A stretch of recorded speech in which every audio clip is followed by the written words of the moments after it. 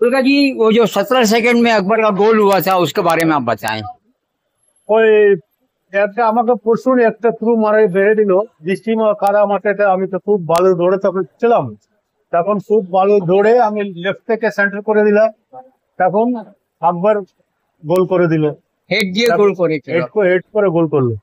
তো তখন আপনি আর অনেক ডার্বি খেলেছেন, আপনি সেরা ডার্বি যদি বলা যায়, আমি বেস্ট ডার্বি। আমি ডার্বি খেলে আমি মোহনবাগান এগেন্স্টে মোহনবাগান খেলে ইস্ট বেঙ্গলকে জিতেছি, ইস্ট বেঙ্গল খেলে মোহনবাগানকে জিতেছি।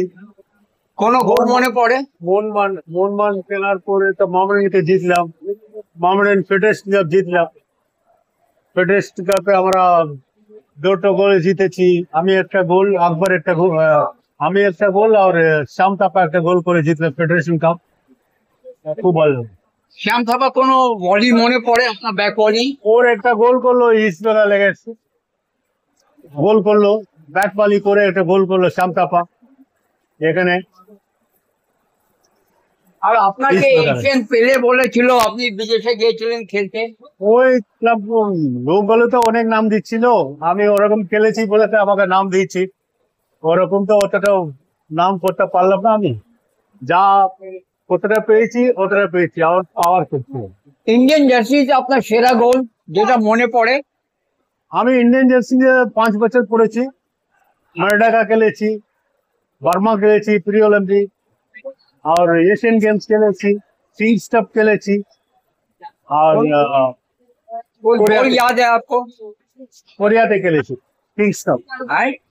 किंग्स कप कोई गोल आपका इंडिया के जर्सी में?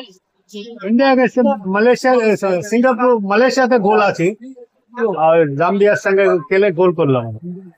হাবিবকে কিরকম দেখেছিলেন? Habib Habib is a very good player. Habib is a very hard working player আছে। টিমের জন্য হাবিব জান লড়ি দেবে, যে জার্সি পরবে ও জার্সিতে জান লড়ি দেবে। হাবিব খেলার জন্য আমাকে অনেক ডিসিপ্লিন শিখিয়ে দিচ্ছে। আমি হাবিব, আমার ওর জন্য আমি এতদিন খেলতে পারি।